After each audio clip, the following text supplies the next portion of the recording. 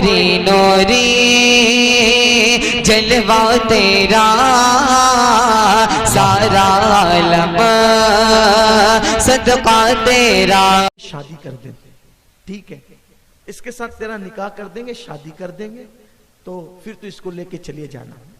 यहां ये बात भी है, ये जो बच्चियां कभी इनके कदम फिसलते हैं ना, क्यों फिसलते हैं?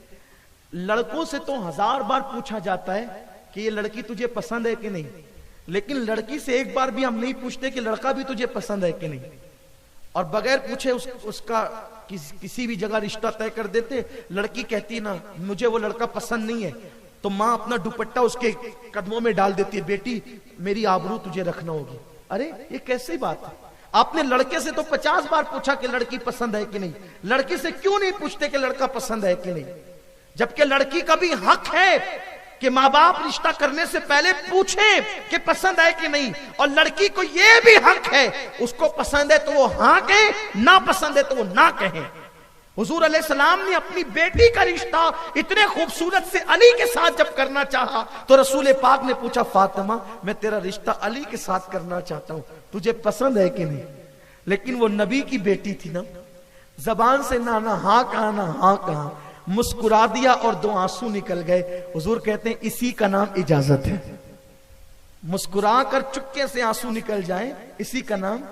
फिर फुकहा ने उससे जो वो सनद हासिल करते हुए लिखा भी है, रहनुमाई हासिल करते हुए लिखा भी है कि जब रिश्ता के मुतालिक पूछा जाए, अगर बगैर आवाज के बच्ची रो दे, उसकी खामोश आंसू निकल आए, तो उसको भी इजाजत पे महमूल किया जाता है। क्योंकि लड़कियां बड़ी बाहया होती है ना, बहुत बाया होती है, लेकिन जहां हया का मरकज हो, बल्कि हया जा करके जहां इज्जत पाती हो, वो सैयदा फातिमा की जात है ना। आपने मुंह से कुछ नहीं कहा, मुस्कुरा दिया और आंसू निकल गए। हुजूर जब अपनी बेटी से पूछ रहे हैं, तो हम अपनी बेटियों से क्यों नहीं पूछते? क्यों बाप कहता है कि तुझे खानदान की आबरू रखनी पड़ेगी, हमने बचपन में जबान दे दी थी, हमारी जबान तुझे निभानी पड़ेगी। मैं कहता हूं क्यों निभानी पड़ेगी? जिंदगी उसको गुजारना है, तेरी जबान क्यों निभानी पड़ेगी? तू बाप है, बेशक बाप है, तेरा एहतराम है, लेकिन इस तरह बेटी पे जुल्म मत कर कि बेटी जान नहीं चाहती फिर भी तुम वहां रिश्ता कर देते हो। फिर क्या होता है, महीने 2 महीने साल 6 महीने जिंदगी गुजरती है और फिर बाद में सारे मसाइल शुरू हो जाते हैं। तो हम मसाइल तो खुद ही खड़े करते हैं। बहरहाल वक्त भी हो रहा है, तो अर्ज ये कर रहा था कि बाबा फरीद ने कहा कि यही कनीज है। उसने कहा जी बाबा साहब यही कनीज है।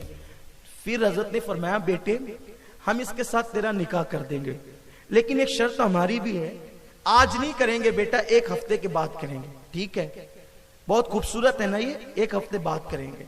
इधर उसको कहा जा तो शादी की तैयारी कर, उधर बाबा फरीद रहमतुल्लाह अलैह ने बहुत खतरनाक किस्म का जुलाब उस लड़की को खिलाया। और जब उसको खिलाया बाबा फरीद के सवाने में, तो उसको दस्त होने लगे, पाखाने होने लगे।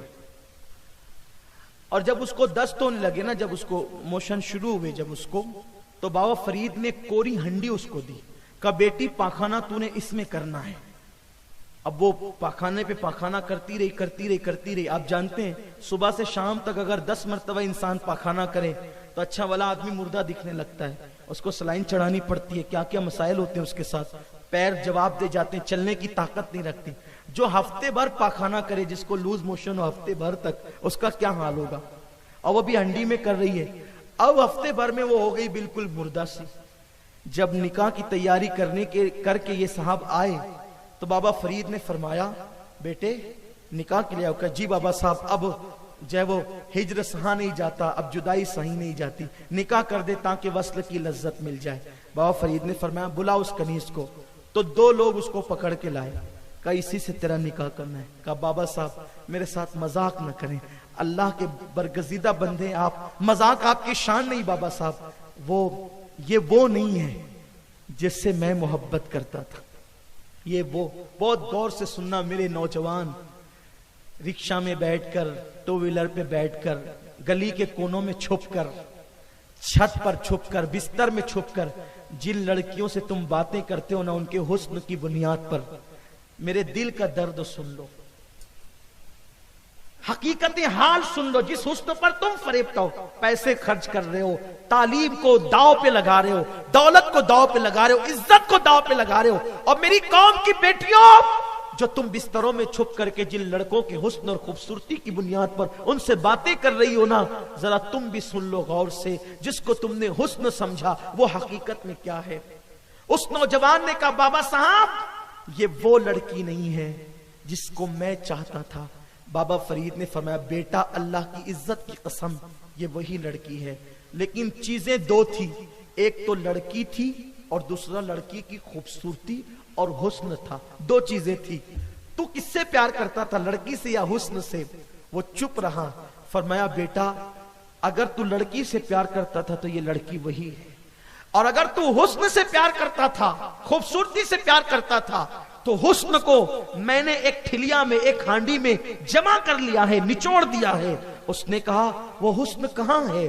तो बाबा फरीद ने वही हांडी उसके सामने पेश की तो उसको बदबू आई। उसने चेहरा फेर लिया और उसको उस दिन पता चला कि जिन खूब बड़ी आंखों को मैं हुस्न समझ रहा था, जिन उभरे हुए गालों को मैं हुस्न समझ रहा था, जिन रेशमी बालों को मैं हुस्न समझ रहा था, वो तो ये बदबू है। और बाबा फरीद ने उसको समझा दिया, हुस्न का फलसफा, हुस्न ये नहीं है, ये तो बदबू है।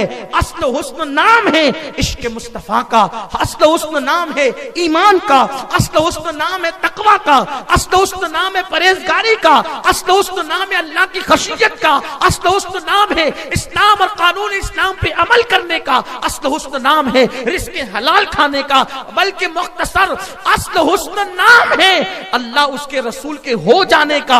असल हुस्न इसका नाम है। और जिसको तुम हुस्न समझकर जिसके पीछे पागलों की तरह दौड़ रहे हो, वो हुस्न नहीं है। और जो हुस्न नहीं है, देखो सबसे झगड़ा मोल लेकर, इतने मसाइल करके, अगर किसी खूबसूरत लड़की या लड़के से शादी हो भी गई और शादी के बाद उसके मुंह पे चेचक के दाग निकल आए, या वो बीमार हो गई, कोई मर्ज का शिकार हो गई, या लड़का किसी मर्ज का शिकार हो गया, तो फिर किस हुस्न को ढूंढने जाओगे? इसलिए याद रखो, इस हुस्न की तरफ जाकर के अपनी दुनिया और आखिरत को तबाह और बर्बाद मत करो।